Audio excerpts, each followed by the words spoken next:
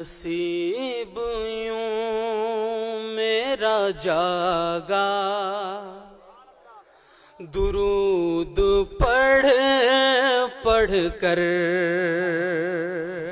وعلیکم ورحمۃ اللہ وبرکاتہ۔ نحمد و نصلی علی رسول الکریم، اما بعد فاعوذ باللہ من الشیطان الرجیم، بسم اللہ الرحمن الرحیم۔ فصلی لربک ونحر، صدق اللہ العلی العظیم۔ بارگاہ رسالت مآب میں درود پاک کی نظر پیش فرما لیں۔ صلی اللہ علی النبی الامی والہ صلی اللہ علیہ وسلم، صلاۃ سلامن علیک یا رسول اللہ صلی اللہ علیہ وسلم۔ حضرات، ہم نے اس سے قبل دو ویڈیو میں ایک میں قربانی کے فضائل کو حدیث رسول پاک صلی اللہ علیہ وسلم کی روشنی میں بیان فرمایا، اور دوسری ویڈیو میں ہم نے قربانی کے جانور کے متعلق بیان فرمایا۔ آج ہم آپ کو یہ بتانا چاہتے ہیں کہ قربانی کن پر واجب ہے، لہٰذا آپ حضرات اسے بھی بغور سماعت فرمائیں اور دعائے خاص میں یاد رکھیں۔ ہر وہ مسلمان جو مقیم، آزاد، صاحب نصاب ہے، اس پر قربانی واجب ہے۔ صاحب نصاب ہونے سے مطلب یہاں وہ نصاب نہیں ہے جس سے زکوٰۃ فرض ہوتی ہے، بلکہ نصاب سے مراد یہاں پہ وہ نصاب ہے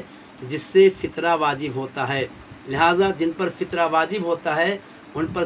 پر قربانی بھی واجب ہے،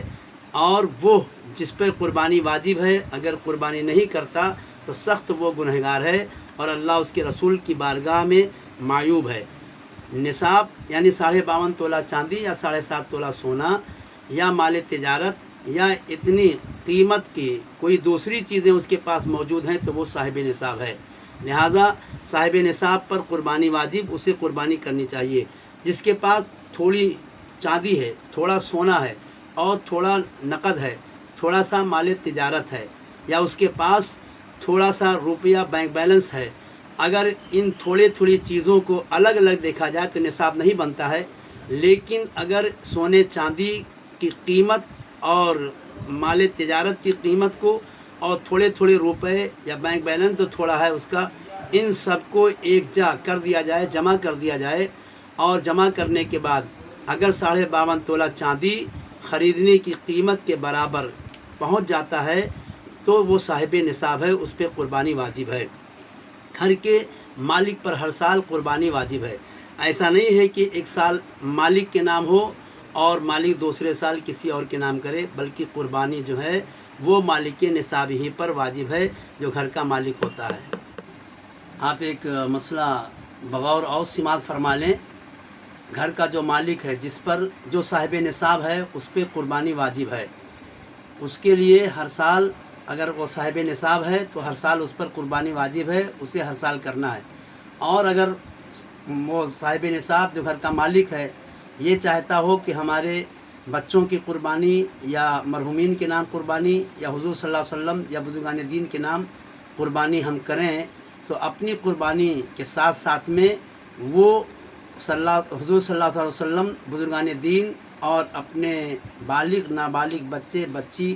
بیوی اور مرحومین کے نام کر سکتا ہے، اور اس کے لیے دوسرے حصے لیں یا دوسرا جانور خریدے۔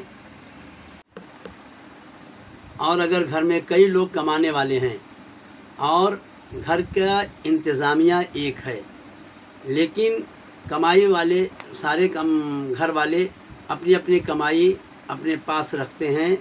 اور اگر ان کی کمائی کا مال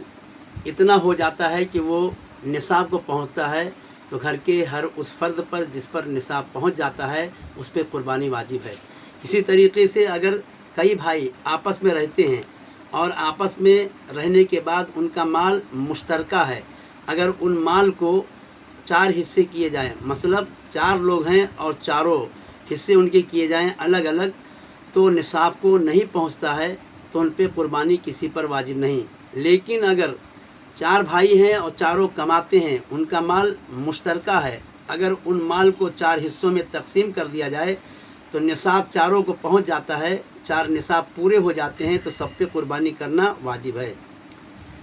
کسی کے پاس اتنا مال تو ہے کہ وہ صاحب نصاب ہے، مگر اس کے اوپر قرض ہے، اور اس کے قرض کو اگر نکال دیا جائے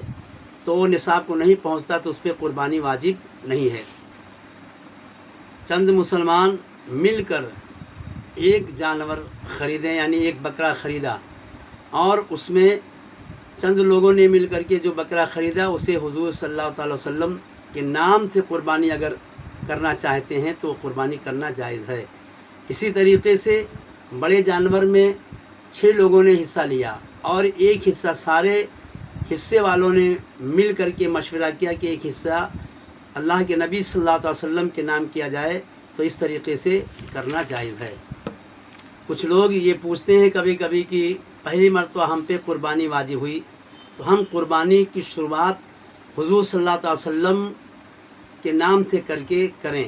حضرات اللہ تبارک و تعالیٰ آپ کو توفیق دے کہ اللہ کے نبی صلی اللہ علیہ وسلم کے نام پر آپ قربانی کریں، لیکن پہلی شروعات ہو آپ کی قربانی کی یا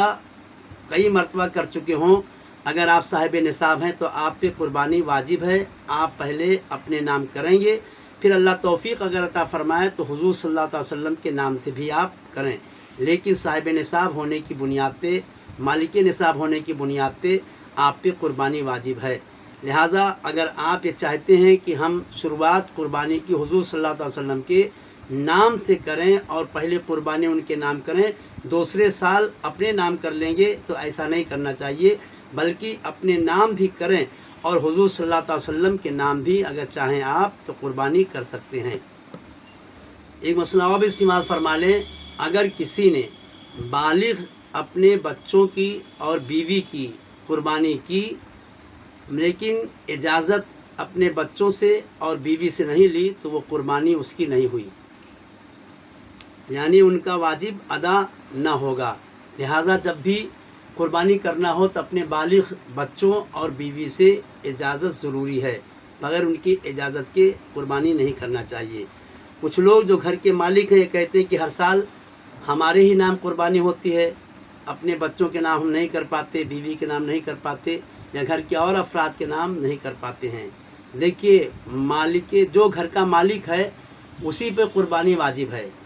اور دوسرے گھر کے لوگوں کے لیے اگر قربانی کرنا ہے تو اسے دوسرا حصہ لینا پڑے گا۔ اور اگر کوئی گھر کا مالک اپنے نام نہ کر کے بلکہ گھر کے کسی دوسرے فرد کے نام کر دیتا ہے تو جو گھر کا مالک ہے اس پر قربانی واجب باقی رہ گئی ہے، اس پہ قربانی باقی واجب رہ گئی ہے اور اسے ثواب نہیں ملے گا بلکہ وہ گنہگار ہوگا۔ لیکن اگر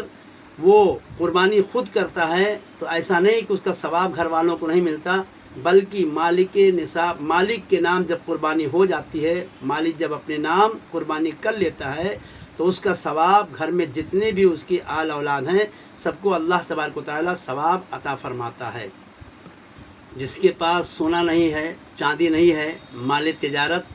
نہیں ہے، لیکن اگر اس کے پاس کھیت ہے یا تجارت کے لیے پلاٹ لے کر کے رکھا ہے یا تجارت کی زمین لے کر کے رکھا ہے،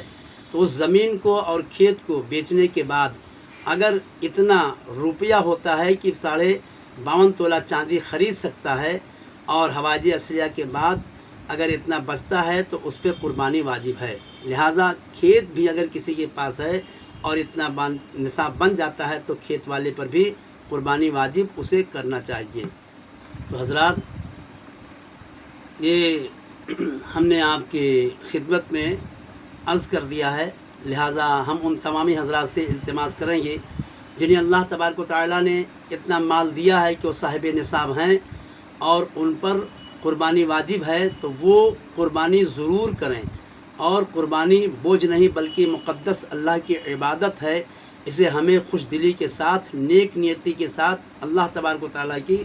رضا کو حاصل کرنے کے لیے کرنا چاہیے۔ وہ کیسے تھے؟ حضرت ابراہیم خلیل اللہ علیہ السلام جنہوں نے اللہ کی رضا کے لیے اپنی اکلوتی انوکھی نرالی اولاد کو لٹا دیا اور گردن پہ چھری چلا دی۔ تو حضرات ہمیں درس لینا چاہیے، سبق لینا چاہیے کہ کیسے اللہ تبارک و تعالیٰ سے محبت کرنے والے لوگ گزرے ہیں، شخصیتیں گزری ہیں جو اکلوتی اولاد کو بھی قربان کرنے کے لیے تیار ہیں، بلکہ چاقو رکھ کر کے ظاہر کر دیا ہے، بتا دیا ہے کہ ہم قربانی اللہ اس کے رسول کی رضا کے لیے جان مال سب کی کرنا چاہتے ہیں اور کر دیا۔ لہٰذا حضرات آپ چند پیسوں پہ نظر نہ رکھیں بلکہ اللہ اس کے رسول کی رضا کے لیے کوشاں رہیں، اور ہمیں بہت ضروری ہے آج کے پرآشوب دور کو دیکھتے ہوئے بھی اور ہمیشہ ہمیں چاہیے کہ ہم اللہ کی رضا ہی کو حاصل کریں، لہٰذا ہم خصوصیت کے ساتھ آپ سے التماس کریں گے کہ آپ حضرات قربانی کو بہت ہی خوش دلی کے ساتھ کریں، اور اس قربانی کو اللہ تبارک و تعالیٰ کی بارگاہ میں دعا کریں کہ اللہ تبارک و تعالیٰ مقبولیت عطا فرمائے۔ کتنا کرم ہے رب کا کہ رب کے محبوب ارشاد فرماتے ہیں کہ قربانی کا جانور کا خون زمین پہ گرتے ہی اللہ کی بارگاہ میں قبول ہو جاتا ہے۔ اللہ تبارک و تعالیٰ آپ سب کو، ہم سب کو قربانی کرنے کی توفیق رفیق عطا فرمائے، اور اس کے رسول صلی اللہ علیہ وسلم کے فرمان کے مطابق اس کی ادائیگی کی توفیق عطا فرمائے۔ السلام علیکم رحمۃ اللہ وبرکاتہ۔